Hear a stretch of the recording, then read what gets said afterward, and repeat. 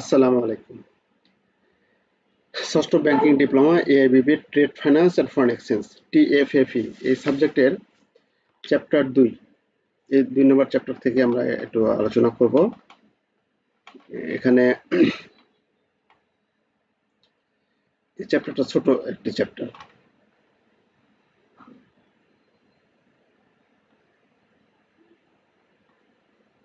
আচ্ছা, এই প্রশ্নগুলো আমাদের 3 স্টার গুলো একটু আমাদের দেখতে হবে। আমরা 3 স্টার গুলো বেশি আলোচনা করব আর কি।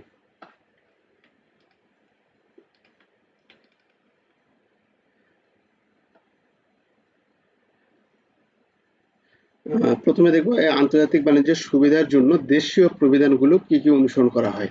দেশীয় প্রবিধানগুলি কি কি অনুসরণ করা হয়, মানে আমাদের দেশীয় নিয়ম কানুন নিয়ম নীতি কি কি অনুসরণ করি সেই বিষয়গুলো এখানে চেয়েছে আর কি। আর 1947 ফেরা 1947-এর এটা খ্রিস্টাব্দ দেওয়া আছে। আবার জিএফইটি এর মূল বৈশিষ্ট্য এটা আবার গত বছর আসছিল, মানে গত পরীক্ষা আসছিল, ফিফথ ব্যাংকিং ডিপ্লোমা পরীক্ষা আসছিল। আচ্ছা, তাহলে আমরা 1 নাম্বারটা দেখি।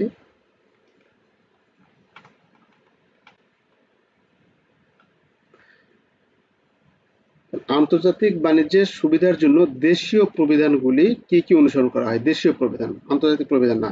তাহলে দেশীয় প্রবিধান আমাদের মূলত এই তিনটা আপনাকে পুঙ্খানুপুঙ্খ রূপে যদি মুখস্থ নাও থাকে কোনো সমস্যা নাই, আপনি 3টা নাম অন্তত মনে রাখবেন, তারপরে এর ভিতরে 2-1 লাইন ব্যাখ্যা, প্রাসঙ্গিক ব্যাখ্যা লিখবেন।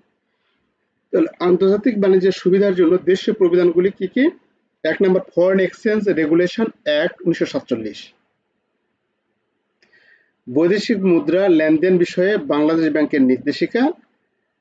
তারপরে আছে রপ্তানি নীতি 2018-21 আর আমদানি নীতি আদেশ 21-24। এই 3টি প্রবিধান অনুসারে করে আমরা আন্তর্জাতিক বাণিজ্যে কি করি, মানে আন্তর্জাতিক বাণিজ্য করি আমরা।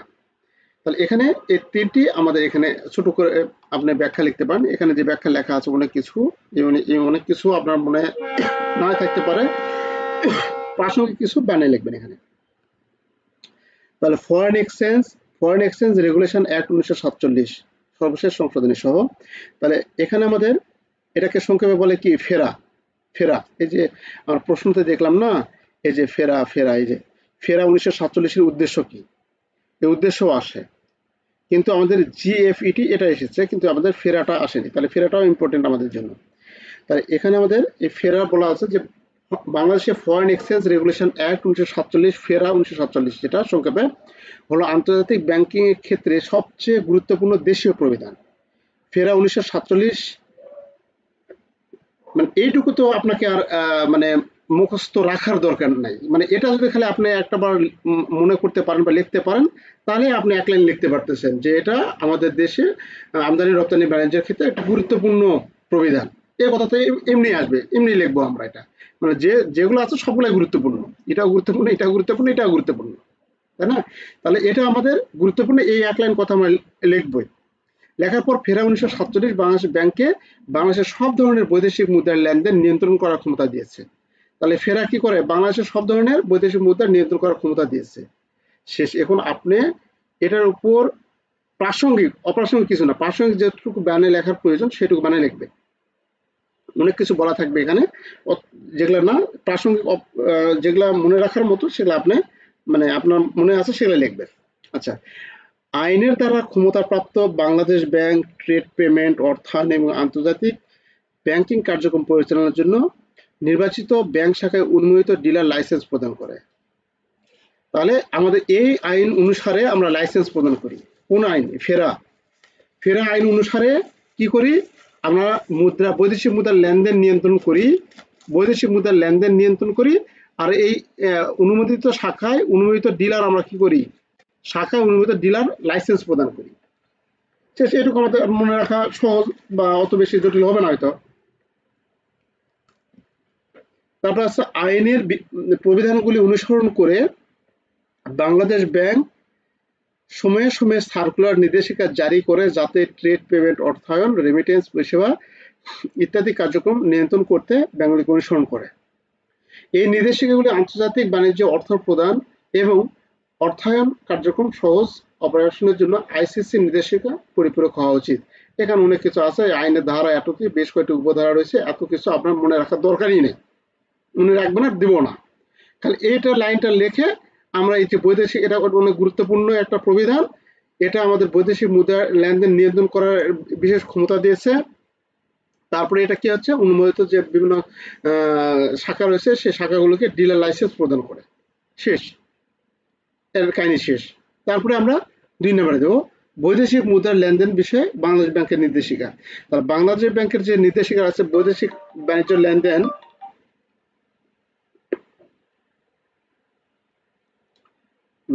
আচ্ছা আমি একটা অনলাইন ক্লাসে আছে, একটা অনলাইন ক্লাস আছে, 12টার দিকে কথা বলি, 12টা বা 11টার দিকে। আচ্ছা আচ্ছা আচ্ছা আচ্ছা আচ্ছা, তাহলে এটা গেল। এখন আমাদের বাংলাদেশ ব্যাংক যে নির্দেশিকা দিয়েছে সেই নির্দেশিকা এখানে আমাদের ফলো করতে হবে। অনুমোদিত ডিলারদের ফেরা 1947 দ্বারা ক্ষমতাপ্রাপ্ত বাংলাদেশ ব্যাংক কর্তৃক জারি করা ফরেন এক্সচেঞ্জ সার্কুলার অনুসরণ করতে হবে।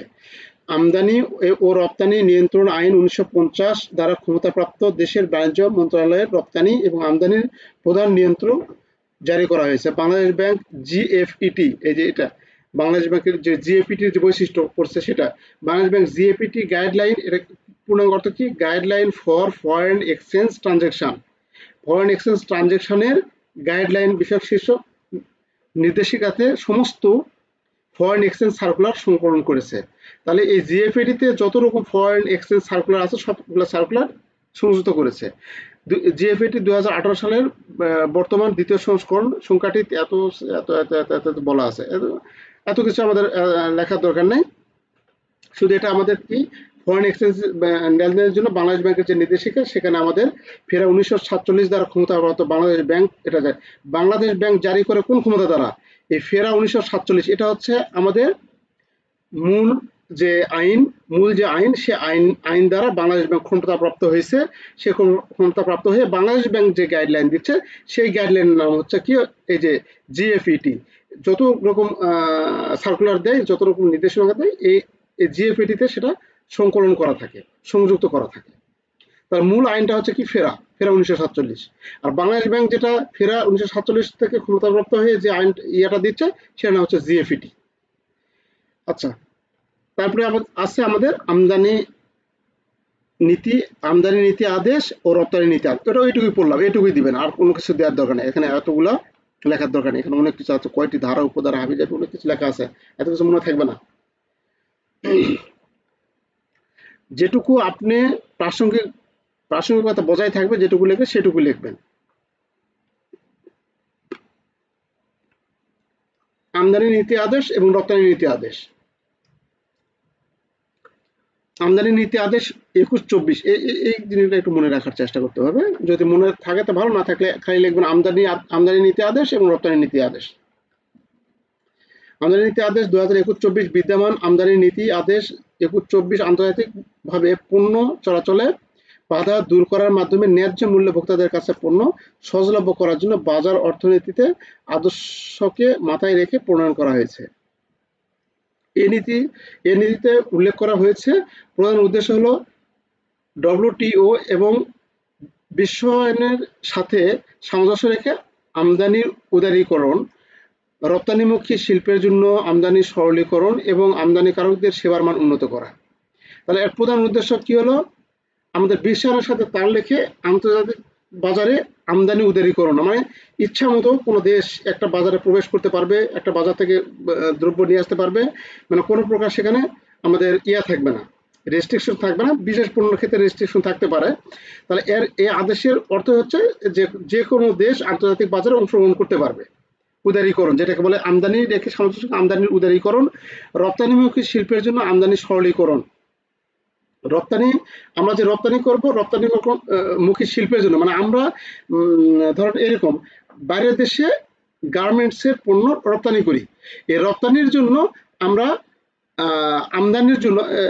আমদানি করব কোনো কাঁচামাল, ধরুন কোনো সুতা, মানে পার্শ্ববর্তী দেশ থেকে সুতা নিয়ে আসবো বা কালার নিয়ে আসবো, বিভিন্ন রং নিয়ে আসবো, এই জিনিসগুলো আমদানি করার জন্য এটা সরলীকরণ করতে হবে। অর্থাৎ রপ্তানি করার জন্য আমাদের যদি কোনো উপকরণের প্রয়োজন হয়, সেই উপকরণ আমদানির জন্য আমরা সমানভাবে অংশগ্রহণ করতে পারে, এবং রপ্তানি শিল্পের জন্য আমদানি সরলীকরণ এবং আমদানি সেবার মান উন্নত করা যায়, কিভাবে উন্নত করা যায় এই বিষয়গুলো এখানে সংযুক্ত করা আছে। এভাবে এই কথাগুলো লিখবেন। এত কিছু যেটা লেখা আছে এত কিছু মনে থাকবে না। তারপরে আছে রপ্তানি নীতি। আমদানি নীতি যেমন দেখলাম, রপ্তানি নীতিও ঠিক ওই একই রকম, একই ভাষা এখানে আমরা প্রয়োগ করবো। এটা রপ্তানির জন্য অনেক গুরুত্বপূর্ণ একটা নথি। এখানে পূর্ণ রপ্তানির ক্ষেত্রে আমাদের ডকুমেন্টেশন একবারে ক্লিয়ারেন্স সবকিছু ঠিকঠাক মতো রেখে আমাদের রপ্তানি করতে হবে। এই ধরনের নীতিগুলো এখানে সংযুক্ত করা হয়েছে। রপ্তানি নীতি 2018-2021 প্রাথমিকভাবে রপ্তানিযোগ্য পণ্যের উৎপাদনকে উৎসাহিত করা, নতুন আমদানিকারকদের প্রচার করা এবং বিদ্যমান রপ্তানিকারকদের সহায়তা করা, পলিসি ডকুমেন্টে বাণিজ্য সম্প্রসারণের সুবিধার্থে এবং বিশ্ব বাণিজ্য সংস্থা বাধ্যবাধকতা অনুসারে এবং দেশের স্বার্থ সমুন্নত রেখে দেশের বাণিজ্য নীতিকে আধুনিকীকরণ এবং সরলীকরণের জন্য প্রয়োজনীয় পদক্ষেপ, ওই কথাগুলো একটু লেখছে এদিকে পেঁচে কুচে লেখছে আর কি। তো তাহলে তিনটা এই তিনটা কিন্তু অবশ্যই মনে রাখতে হবে এবং গুরুত্বপূর্ণ কিন্তু এই প্রশ্ন এবারে আসার চান্স আছে। আন্তর্জাতিক বাণিজ্য দেশীয় প্রবিধানগুলি কি কি বর্ণনা করুন। তাহলে আমাদের ফেরা, বৈদেশিক মুদ্রা লেনদেনের জন্য বাংলাদেশ ব্যাংকের নির্দেশিকা, তারপরে আছে রপ্তানি নীতি এবং আমদানি নীতি। আচ্ছা, তারপরে আছে এই যে ফেরা। ফেরা 1947 উদ্দেশ্য কি? বলছে ফেরা তো আমরা পড়লাম উদ্দেশ্য, যেখানে প্রথমে যেটা পড়লাম ফেরা, এই যে ফেরা, ফেরাটা কি? এই যে এটা এখানে বাংলাতে লেখা আছে, হ্যাঁ, foreign exchange regulation act, foreign foreign exchange regulation act. তো এই ফেরার হচ্ছে কি চেয়েছে এখানে, উদ্দেশ্য কি? বৈদেশিক মুদ্রা নিয়ন্ত্রণ, মূলধন পাচার প্রতিরোধ, মূলধন পাচার প্রতিরোধ, তারপরে হচ্ছে স্থিতিশীলতা প্রচার বা স্থিতিশীলতা রক্ষা, বিদেশি বিনিয়োগ নিয়ন্ত্রণ, ফরেন এক্সচেঞ্জ ম্যানেজমেন্টের আইনি কাঠামো, বাণিজ্য ও বিনিয়োগের প্রচার। এখানে যে কটা আপনার মনে থাকে লিখবেন আর কি, আরো বানিয়ে লিখতে পারেন। এখানে এখানে উদ্দেশ্যগুলো লেখাই আছে অলরেডি, এখানে যেটা দেখলাম আমরা। এখানে এই যে ফেরার উদ্দেশ্য কি কি, এই যে আমদানি,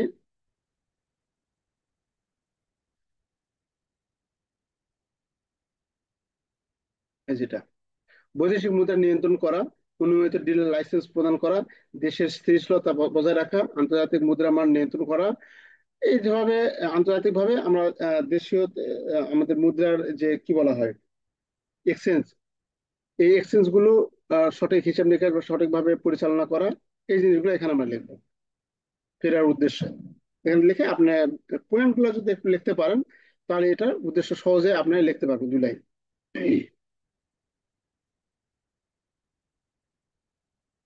আচ্ছা, আর এটার তো এসেছিল এই যে জিএফইটি, জিএফইটির এটা বৈশিষ্ট্য, এটা তো এসেছিল আমাদের পঞ্চম, এটা দেখবো না। জিএফইটি অনুযায়ী বাংলাদেশে আমদানি রপ্তানি ক্ষেত্রে যেসব সুবিধার জন্য মূল প্রবিধান বা বিধি ব্যাখ্যা করুন। তাহলে এটা হচ্ছে 4 নাম্বার। তাহলে সুবিধা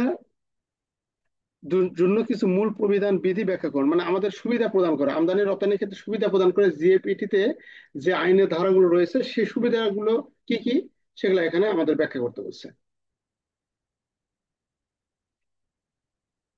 জিএপিটি অনুযায়ী বাংলাদেশের আমদানির ক্ষেত্রে বাণিজ্য সুবিধার জন্য কিছু মূল প্রবিধান বিধি, এটিকে অবশ্যই, মানে অথরাইজ ডিলার যে ব্রাঞ্চ থাকবে এটিকে অবশ্যই নিশ্চিত করতে হবে যে তারা বাংলাদেশের ব্যবসার জায়গা আছে এমন পরিচিত গ্রাহকদের সাথে ডিল করে।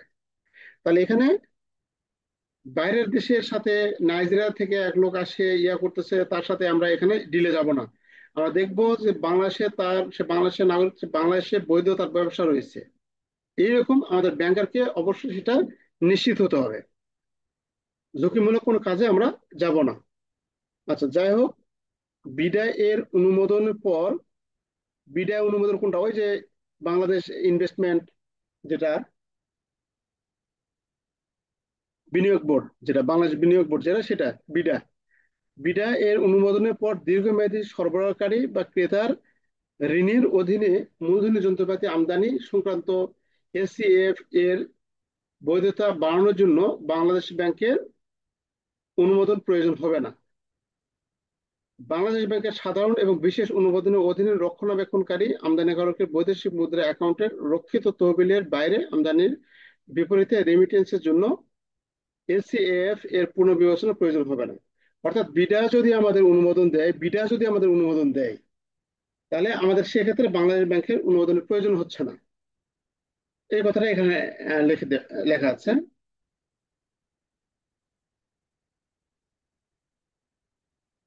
আচ্ছা।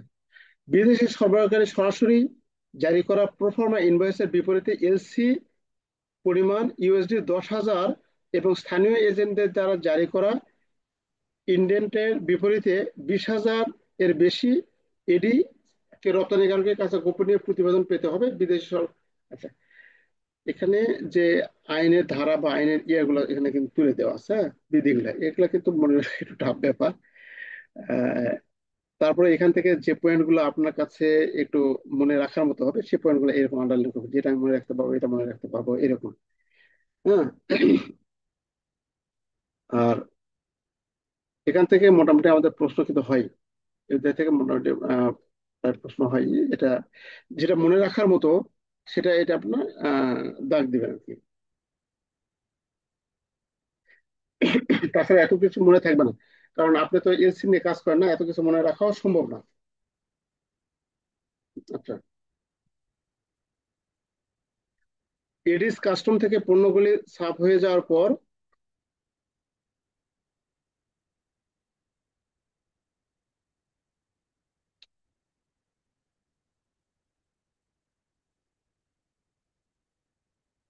সরাসরি আমদানি দ্বারা প্রাপ্ত অসঙ্গতি নথি বা নথির বিপরীতে রেমিটেন্সের অনুমতি দিতে পারে আপনাকে এলসিএফ এর ভিত্তিতে।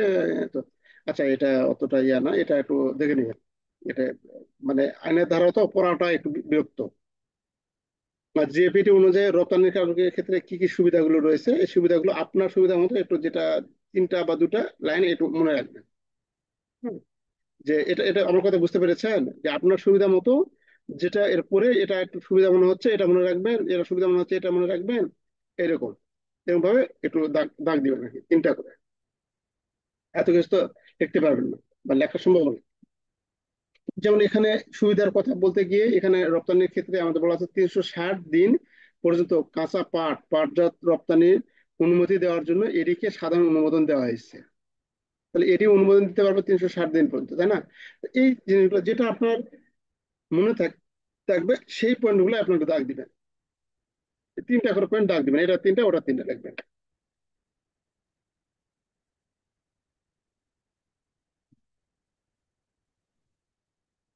এটা দেখবো না।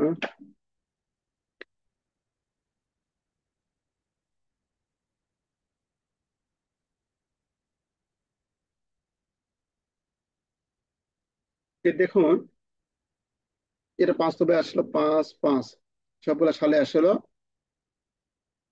এটা 96-তম আসলো। ঋণপত্র খোলা আমদানির একমাত্র পদ্ধতি নয়। তারপরে আছে আমদানি নীতির আদেশ এত এ অনুমোদিত অন্যান্য বিকল্প উপায়সমূহ কি কি। অর্থাৎ ওই যে আমদানি আদেশ যেটা আমরা পড়লাম, এই যে এখানের মধ্যে তিনটার মধ্যে দেশীয় প্রবিধান, ওর মধ্যে আরো কি কি বিকল্প আছে, এলসি বাদে, এলসি বাদে আরো কি কি আছে, লেটার অফ ক্রেডিট বাদে আরো কি কি আছে সেই জিনিসগুলো আমাদের এখানে বলছে। 10।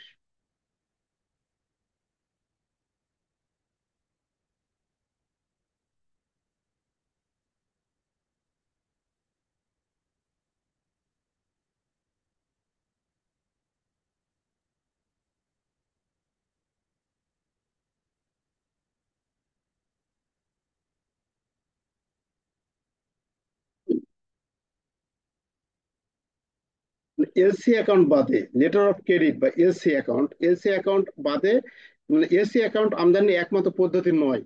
আমদানির নীতি আদেশ 21-24 এ অনুমোদিত অন্যান্য বিকল্প উপায়সমূহ কি কি। তাহলে অর্থাৎ লেটার অফ ক্রেডিটই আমাদের একমাত্র সমান, মানে এলসি করে আমাদের আমদানির একমাত্র উপায় যে নয়, এটা ছাড়ার কি কি পদ্ধতি আছে সেটা এখানে চেয়েছে। ওপেন অ্যাকাউন্ট, ওপেন অ্যাকাউন্ট ঋণপত্র ছাড়াই বিক্রেতা এবং ক্রেতার মধ্যে সরাসরি পেমেন্টের ব্যবস্থা, যেখানে বিক্রেতা পণ্য সরবরাহের পর নির্দিষ্ট সময়ের মধ্যে পেমেন্ট পাওয়ার আশা করে। সাধারণত বিশ্বাসযোগ্য ব্যবসায়ী অংশীদারের জন্য ব্যবহৃত হয়, যারা বিশ্বাসযোগ্য, যারা দীর্ঘদিন থেকে এক দেশ থেকে আরেক দেশে পণ্য রপ্তানি হচ্ছে, এবং একটা পার্টির সাথে আরেকটা পার্টির দীর্ঘদিন ধরে ব্যবসায়িক একটা সৎ বিশ্বাস রয়েছে। এই রূপের ক্ষেত্রে তারা অ্যাকাউন্টে সরাসরি আহ, টাকা দিয়েও মাল নিয়ে আসতে পারে, আমদানি করতে পারে। তারপর হচ্ছে প্রিপেমেন্ট। তো প্রিপেমেন্টটা ঠিক ওপেন অ্যাকাউন্টের মতোই প্রিপেমেন্ট। এখানে আমদানিকারকের পণ্য আসার আগে সম্পূর্ণ বা আংশিক পেমেন্ট করেন। এটি বিক্রেতার জন্য ঝুঁকিমুক্ত পদ্ধতি, কিন্তু আমদানিকারকের কাছে ঝুঁকি থেকে থাকে আর কি, যেহেতু আগে টাকাটা, অগ্রিম টাকাটা দিয়ে থাকে। তারপর হচ্ছে ডকুমেন্টেশন কালেকশন।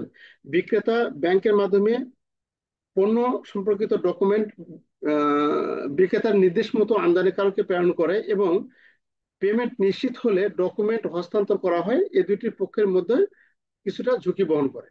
ব্যাংক গ্যারান্টি, যেখানে আমদানিকারক কোনো নির্দিষ্ট অঙ্কের জন্য ব্যাংকের মাধ্যমে গ্যারান্টি প্রদান করে, বিক্রেতা সেই গ্যারান্টি দেখে পণ্য সরবরাহ করেন। তাহলে ব্যাংক গ্যারান্টির মাধ্যমে বিক্রেতা কি করে পণ্য সরবরাহ করতে পারে। ফরওয়ার্ড কন্ট্রাক্ট, এটি মূলত বৈদেশিক মুদ্রা লেনদেনের ঝুঁকি কমানোর জন্য ব্যবহৃত হয়, তবে আমদানিতে আর্থিক লেনদেন সহজ করতে সাহায্য করে। আচ্ছা, তো এখানে আমাদের এই এলসি বাদেও, লেটার অফ ক্রেডিট বাদেও আমাদের এইভাবে আমরা পণ্য আমদানি বা রপ্তানি আমদানি করতে পারি। 97 আছে বাংলাদেশের অর্থনীতির জন্য বৈদেশিক মুদ্রা বিনিময় নিয়ন্ত্রণ করার প্রয়োজন কেন। তাহলে বৈদেশিক মুদ্রা কেন নিয়ন্ত্রণ করার প্রয়োজন? প্রধান প্রধান প্রধান প্রধান বাংলাদেশের প্রধান প্রধান বিনিময় নিয়ন্ত্রণের প্রবিধান সমূহ উল্লেখ করুন। আচ্ছা, তারপরে আছে আপনাদের গ্রাহক বিশ্বস্ত নতুন বিক্রেতার নিকট একটি বৃহৎ পরিসরে আমদানি করতে ইচ্ছুক। একজন ব্যাংকার হিসেবে এরকম আমদানি ঝুঁকিমুক্ত রাখার বিষয়ে আপনার পরামর্শ নিন। এগুলো সব 97 আসছিল। প্রচলিত আমদানি নীতি আদেশে পণ্য আমদানির ক্ষেত্রে মূল্য যাচাইয়ের নির্দেশনা বর্ণনা করুন। প্রচলিত আমদানি নীতি আদেশ এত এ এলসি ব্যতীত চুক্তিপত্রের আওতায় যেসব ক্ষেত্রে আমদানির সুযোগ রয়েছে তা বর্ণনা করুন। সবগুলো 97 আসছে। আচ্ছা, তাহলে এখানে বাংলাদেশ অর্থনীতিতে বৈদেশিক মুদ্রা বিনিময় নিয়ন্ত্রণ করা কেন প্রয়োজন, নিয়ন্ত্রণ করা কেন প্রয়োজন। তাহলে এখানে আমাদের বৈদেশিক মুদ্রা বিনিময় নিয়ন্ত্রণ যদি না করি, তাহলে আমাদের ক্ষেত্রে মুদ্রা অস্থিতিশীলতা তৈরি হবে, দেশীয় মুদ্রাস্ফীতি বেড়ে যাবে, অনেক ঝামেলা, অনেক অনেক রকম ঝামেলা আমাদের তৈরি হয়ে যেতে পারে। তাহলে এখানে মুদ্রার মান স্থিতিশীলতা রক্ষা, বৈদেশিক মুদ্রার রিজার্ভ সংরক্ষণ, অর্থনৈতিক সুরক্ষা এবং স্থিতিশীলতা, বাণিজ্য ঘাটতি নিয়ন্ত্রণ করা, বিনিয়োগের পরিবেশ উন্নয়ন করা। তো এখানে আমরা এটা যে প্রশ্নটা একটু খুব ঠান্ডা মাথায় পড়ে যদি বুঝি, তাহলে কিন্তু এটা বানিয়ে লিখতে পারবো সবগুলাই। তাহলে বাংলাদেশের অর্থনৈতিক জন্য বৈদেশিক মুদ্রা বিনিময় নিয়ন্ত্রণ করার প্রয়োজন কেন। তার কি জন্য প্রয়োজন? কিন্তু দেশীয় অর্থনীতিকে স্থিতিশীল রাখা, মুদ্রাস্ফীতি যেন না হয়, আমাদের যে আন্তর্জাতিক বাণিজ্যের ক্ষেত্রে যেন আমাদের মান, আমাদের কারেন্সি মান যেন ঠিক থাকে, এখানে অর্থনীতি যেন সুরক্ষা থাকে, এই যে বাণিজ্যের ঘাটতি নিয়ন্ত্রণ, আমাদের বাণিজ্যের ঘাটতি যেন কমে যায় বা থাকে না সেটা নিয়ন্ত্রণ করে, যে এরকম বিভিন্ন রকম পয়েন্ট এখানে দেওয়া আছে। এটা একটু বানিয়ে লিখতে পারবেন, কোনো সমস্যা নেই। কিন্তু পয়েন্ট গুলো যদি আপনি মনে রাখতে পারেন, তাহলে কিন্তু আপনি সহজে এটা করতে পারবেন। আচ্ছা, বাংলাদেশের প্রধান প্রধান বিনিময় নিয়ন্ত্রণের প্রবিধান সমূহ। প্রধান প্রধান কি কি এখানে আছে? বাংলাদেশে বৈদেশিক মুদ্রা নিয়ন্ত্রণ আইন 1947, ফেরা ফেরা ফেরা ফরেন এক্সচেঞ্জ রেগুলেশন অ্যাক্ট, ফেরা। তাহলে বৈদেশিক মুদ্রা নিয়ন্ত্রণ আইনের বৈশিষ্ট্য কি, এটা কিন্তু আমরা আগের অঙ্ক দেখেছি আমরা 1 নম্বর প্রশ্নে। হ্যাঁ, তাহলে বৈদেশিক মুদ্রা নিয়ন্ত্রণ আইন 1947 কি, এই বিষয়টা আমরা এখানে তুলে ধরবো। তারপরে আছে রপ্তানি ও আমদানি নিয়ন্ত্রণ আইন, বাংলাদেশের ব্যাংক আদেশ, বাংলাদেশ ব্যাংক আদেশ, বাংলাদেশ ব্যাংকের অর্ডার কি সেটা দেওয়া আছে, বিনিময় নিয়ন্ত্রণ নির্দেশনা, বৈদেশিক বিনিয়োগ আইন, অর্থ পাচার প্রতিরোধ আইন এবং বৈদেশিক ঋণ এবং সহায়তা গ্রহণ নীতিমালা। এই পয়েন্টগুলো কিন্তু যে কটা দেওয়া আছে এর মধ্যে থেকে 4-5টা পয়েন্ট আপনি একটু দেখবেন। তাহলে এখানে প্রশ্নটা ছিল প্রধান প্রধান নিয়ন্ত্রক প্রবিধান সমূহ। কি কি প্রবিধান? একটা হচ্ছে ফরেন এক্সচেঞ্জ, মুদ্রা বৈদেশিক মুদ্রা নিয়ন্ত্রণ আইন, রপ্তানি মানে রপ্তানি এবং আমদানি আইন, বাংলাদেশের ব্যাংক আদেশ, বিনিময় নিয়ন্ত্রণ নির্দেশনা, বৈদেশিক বিনিয়োগ আইন ইত্যাদি। তো এই 4-5টা আপনি এখান থেকে লিখবেন, অত বেশি ইয়ে করবেন না। তবে এখান থেকে এই প্রবিধানগুলো একটু আমাদের মনে রাখা প্রয়োজন, কিন্তু কি কি প্রবিধান আছে।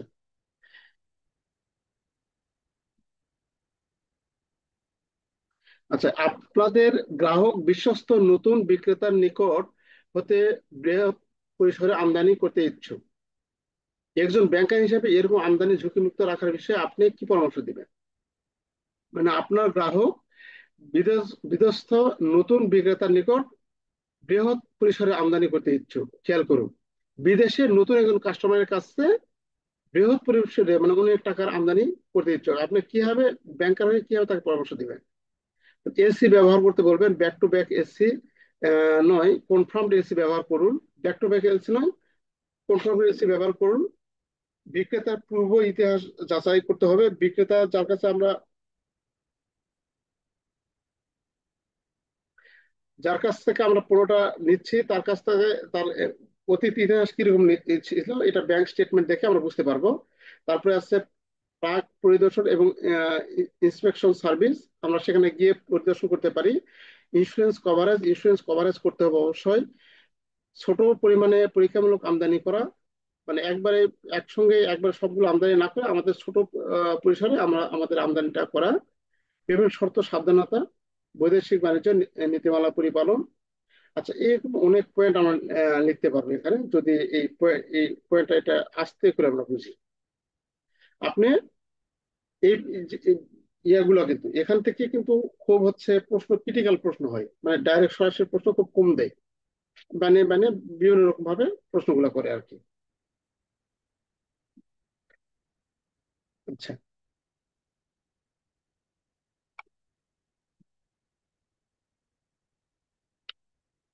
তারপরে আছে তো আমাদের এরপর হচ্ছে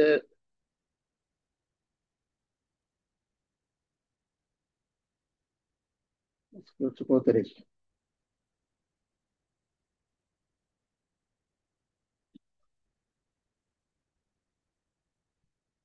আইসিটি আছে, আচ্ছা আইসিটি আমরা দেখবো। এরপরে আইসিটিটা আছে, আইসিটি আমরা দেখবো। এখানে আর কিছু এটা নাই, এটা শেষ করে যায়। প্রচলিত আমদানি নীতি আদেশ এত এর এসি চুক্তি, এসি ব্যতীত চুক্তিপথে আওতায় যেসব আমদানির সুযোগ রয়েছে সেই সব এগুলো এখানে লিখতে হবে যে প্রচলিত আমদানি নীতি আদেশ 21-24 অনুসারে নিম্নলিখিত ক্ষেত্রে এসি খোলা ছাড়াই আমদানির সুযোগ রয়েছে। তাহলে আমরা কোনটি এসি ছাড়া কোন কি কি আমরা আমদানি করতে পারি? প্রকাশনা সামগ্রী, শিল্পের কাঁচামালের জন্য শিল্প কারখানার জন্য কাঁচামাল ও যন্ত্রপাতি, সাধারণ বাণিজ্যিক আমদানি। তারপর আছে মিয়ানমার থেকে সীমিত পরিসরের আমদানি, মিয়ানমার থেকে আমাদের কোনো এসি ছাড়াই। চাল, ডাল, ভুট্টা, পেঁয়াজ, আদা, রসুন, মাছ, তেল ইত্যাদি পণ্য একক চালানে। আচ্ছা, আহ, একক চালানে সর্বোচ্চ $50,000 এবং অন্যান্য ক্ষেত্রে আমাদের $30,000 পর্যন্ত। আচ্ছা, তাহলে এই পয়েন্ট গুলো এখানে আমরা ইউজ করব। ইউজ করলে মোটামুটি হয়ে যাবে। তাহলে প্রচলিত আমদানি আদেশের এই প্রোডাক্ট গুলো আমরা আমদানি করতে পারি। আচ্ছা, এ পর্যন্ত আমাদের এই অধ্যায় দেওয়া আছে। আমরা সামনের দিন আরেকটা অধ্যায় দেখবো ইনশাল্লাহ। আমাদের এই অধ্যায় মোটামুটি শেষ। আচ্ছা, আমাদের আইসিটি যাদের আছে আইসিটি তে আপনারা যুক্ত হতে পারেন। আর আইসিটি না থাকলে আহ, আপনারা লিভ দিতে পারেন। সবাই ভালো থাকবেন। আসসালামু আলাইকুম।